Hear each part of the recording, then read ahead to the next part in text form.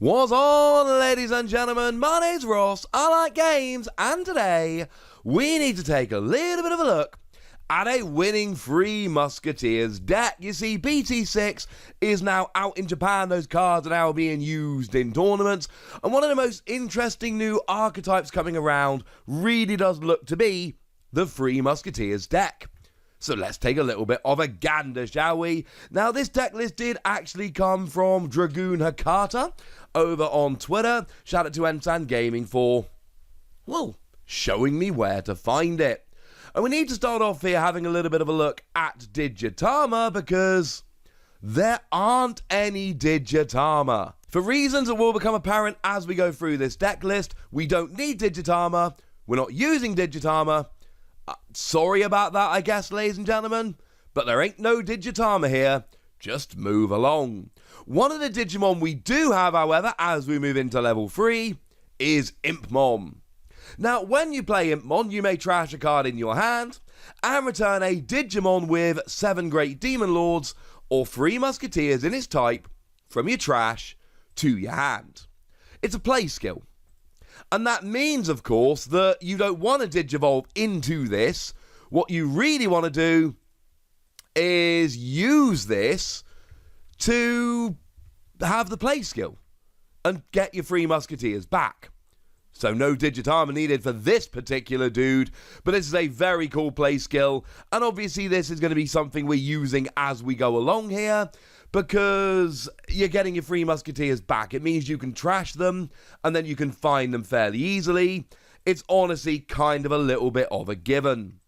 Now, also in level 3s here, we do see Gazamon. This is the one from BT3. It says that your opponent cannot gain memory other than using Tamer effects. So any Digimon cards or option cards that would gain memory just don't work. It's a counter for a whole bunch of decks, and the great thing about cards like this is that it's going to counter the ones you're going for, and it's going to counter a whole bunch that you actually weren't going for, but they just kind of ended up getting caught in the crossfire, and either way, that is a pretty handy win for you. Now, we also do see a lovely playset here of the Sound Birdmon that came around in BT4. When you are attacking, you may trash an option card in your hand to gain a memory. Now, this would be an argument to have this Digivolved up from a Digitama, but regardless, you attack, you trash an option card, you gain a memory. That seems like a pretty good sequence. You're gaining memory, you're hopefully going to be setting yourself up nicely as you go through the rest of the game. Not a Digimon we've seen coming up in a whole bunch of these purple lists, but maybe that is going to be changing a little bit in the future. Now, one card that we kind of have to play here as we move up into level 4 is Deputyman. Deputyman becomes pretty much a given in a Three Musketeer deck, because when you play it, you reveal the top 4 cards of your deck, you add a Digimon with 3 Musketeers in its type, and or an option card with a memory cost of 7 among them to your hand, and trash the remaining cards. But again, we can play from our trash a bit here, so we're fine. And we are obviously playing a bunch of option cards that cost exactly 7 to play, and that incidentally is one of the reasons why Sound Birdmon becomes a lot better than it might otherwise be. So again, if you're playing a Three Musketeers deck, this just seems like a great option. Once again, what we've got here is a level 4 we want to be playing normally. More reason to not bother with Digitama. On your turn, this Digimon can evolve into a Digimon card with 3 Musketeers in its type from your hand for a memory cost of 6, ignoring any Digivolution requirements. So even though Deputymon itself is black, you can Digivolve it into a 3 Musketeer card regardless of colour, and that really helps and does help to explain how we can go dual colour quite so easily. I should say shout out to the lovely folks over at digimoncard.dev who did make the translated proxies and are quite frankly awesome people. But we do have a purple level 4 coming in here as well. Frankly, it would be a little bit rude if we didn't have at least one of them in here. It's Viomon. It's a blocker. When you attack, you lose 2 memory, which obviously you don't want to do. You're going to rarely be attacking with this. But again, it's a blocker. We're playing it for the blocking, and we see, like, you don't generally look at deck lists and find one that don't have blockers. Blockers are pretty much essential in this game. This is a blocker. It's going to help you out rather nicely indeed. And then you'll notice that we kind of skip past all the whole level 5 malarkey, and we just head straight on up into level 6s. Because we can play them normally, because we've got Deputyman, and again, more reasons why we're not bothering with Digitama here, because we're not digivolving up in the usual way that would be expected. Now, the one we are actually playing a full playset of, well, there's two, but one of the ones we're playing a full playset of here is Gundramon. Now, this is slightly surprising to me, because when I looked at the Three Musketeers, I was pretty bullish in telling you that Gundramon was the worst of them. Now, Gundramon, when you evolve up into it, you look at the top 5 cards of your deck, and you may use an option card of a memory card of 7 among them without paying the memory cost. If you don't do that, as in if there isn't one there, then you delete one of your opponent's Digimon with a play cost of 4 or less. And on the one hand, I didn't really like this because I wasn't sure how often you would actually hit an option card of a play cost of exactly 7. And on the other hand, this particular deck plays 14 of them. So actually, if you're looking at the top 5 cards of a 50-card deck, 14 of which are level 7 option cards, then my opinion on how likely you are to hit this changes dramatically. It's also a blocker, which is quite nice. Nice, big, powerful blocker. We talked about how important blockers are. But essentially, Gundramon becomes good in this particular deck because you play an absurd amount of level 7 or level 7 cost option cards, which is kind of nuts. Now, the other one we see here is the far more expected Beelzemon. Beelzemon is, frankly, a little bit over the top nuts good. When you play, you reduce its play cost by 1 for each Three Musketeers Digimon card, an option card of a memory cost of 7 exactly in your trash. Well, we've already talked about Impmon and how that trashes cards from your hand, which is pretty good. And we've already talked about Sound Birdmon and how that trashes cards from your hand, so that's pretty good. And one of the reasons we like Gundramon so much is not just because you get to play that option card, but also any you don't play from the top 5 cards of your deck gets trashed. Which means you're actually going to be building up your trash very, very quickly. Which is lovely. Because as soon as your trash gets to a sufficient point, Beelzemon turns into a 0 cost to play 11,000 power Digimon. Oh yeah, and when you play, not Digivolve, it's got to be play, you return an option card of a memory cost of exactly 7 to your hand, and then you play an option card of a memory cost of exactly 7 from your hand. So my point here is that we've got plenty of cards to build up your trash, and then Beelzemon not only can potentially become a free or at least extremely cheap card, but you also then get to essentially pick whichever 7 cost option card you want to play for free. That sounds pretty gosh darned awesome to me. There is also a copy of Beelzemon here, and it's not the same, let's be clear. This is Beelzemon, that is the deck that we are playing. Beelzemon is a fun card. We like it. It's seen a bunch of play in its own right, but it's kind of a one-off tech here, rather than actually being an integral part of the deck. You have been warned. But this is the one where if you've got 10 or more cards in your trash, you can Digivolve from Impmon for a 4 cost, and we are playing a bunch of Impmon. And when you Digivolve, you delete one of your opponent's level 4 or lower Digimon. So clearly that's the kind of thing we should all be getting a little bit excited about. And then because we're playing a bunch of level 6s and we're kind of cheating a bit to get them into play, we might as well play a bunch of level 7s as well. And there are more level 7s here than usual. I mean, we've got 7 in total, but we've also got 4 different kinds of them. Now, the one of that we see here, we've just got a singlet copy of Omnimon Ultra S. Now, this can only Digivolve from black, so you've got to go from Gundramon. You can't go from your Beelzemon or Beelzemon. But when you Digivolve, you de-Digivolve 1 to all of your opponent's Digimon, that being trash the top card of the evolution stack of every Digimon they've got in play, which is clearly kind of harsh, I think is fair to say. And then you delete all of your opponent's Digimon with 5,000 power or less. So you only kind of need one of these if it comes out It's pretty gosh darned awesome. And then when you're attacking, this Digimon cannot be blocked if you return a level 6 from your Digivolution cards back to your hand, which honestly sounds pretty gosh darn good to me. I am totally alright with that, ladies and gentlemen.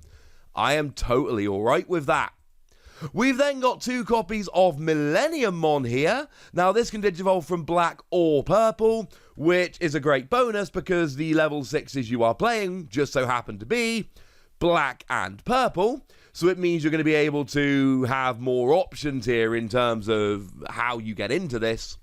But when you digivolve, you return one of your opponent's Digimon to the bottom of their deck, trashing any Digivolution cards. And when this is deleted, assuming you had at least one Digivolution card, you can essentially replay it for free. That's a pretty good thing. We've got a couple copies of Omnimon Zwart D. Again, this can digivolve from black or purple. So we like these kind of level 7s. It means no matter which level 6 we end up with, we are still going to end up being able to digivolve into this. That's a good thing. It is also a security Digimon, so if it comes as security, you can play it for free, which is nice. When you digivolve, you delete one of your opponent's tamers, and when it's deleted, you delete one of your opponent's Digimon. So this is going to have a lot of uses in different ways throughout the game.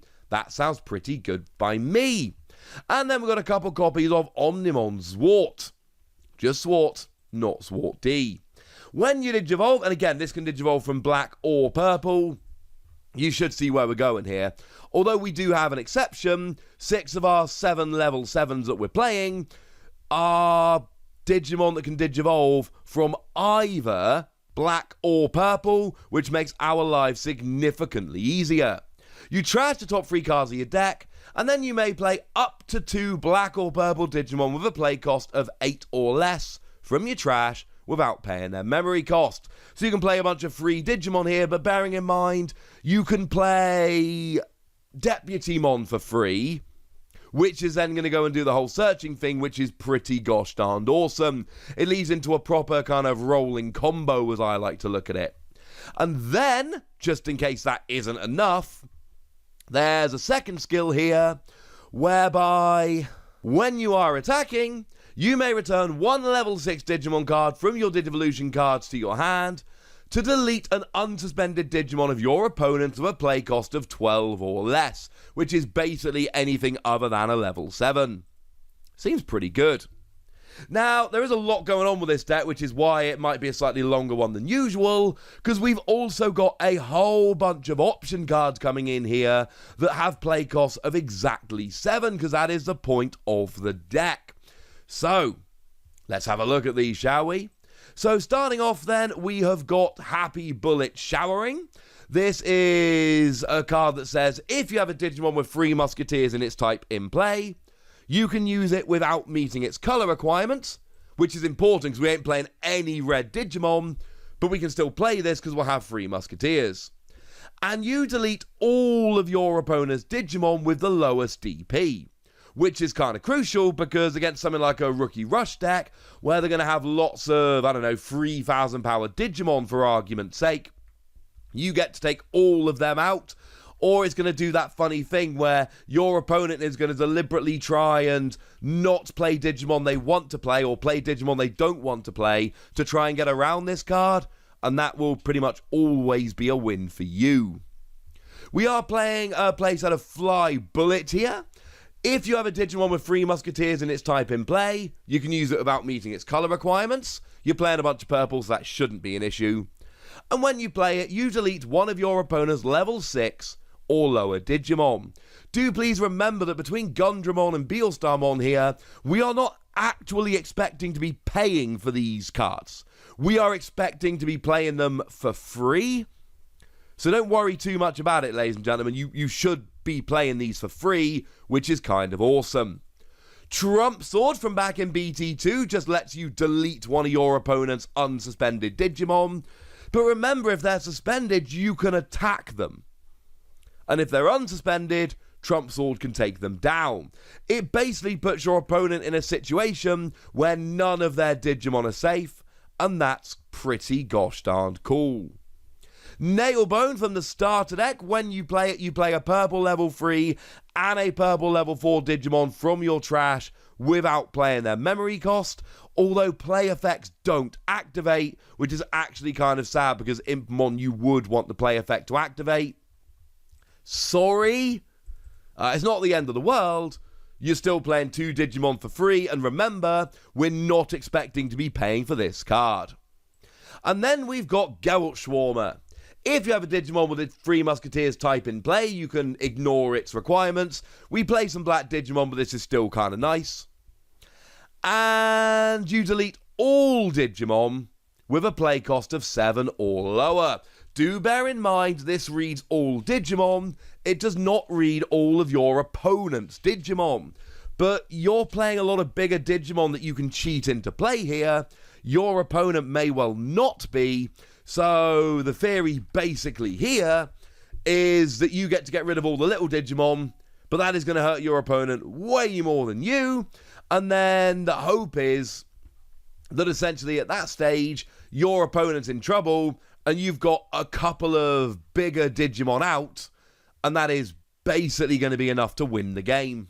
This is a very weird and very different kind of deck, and I'm absolutely in on it. It looks so much fun. You're not really playing the same counts you usually would because of all the cheating going on. There's no Tamers, no Digitama. There are 14 option cards, but you're playing Digimon to take advantage of those 14 option cards. And frankly, ladies and gentlemen, I think this is awesome.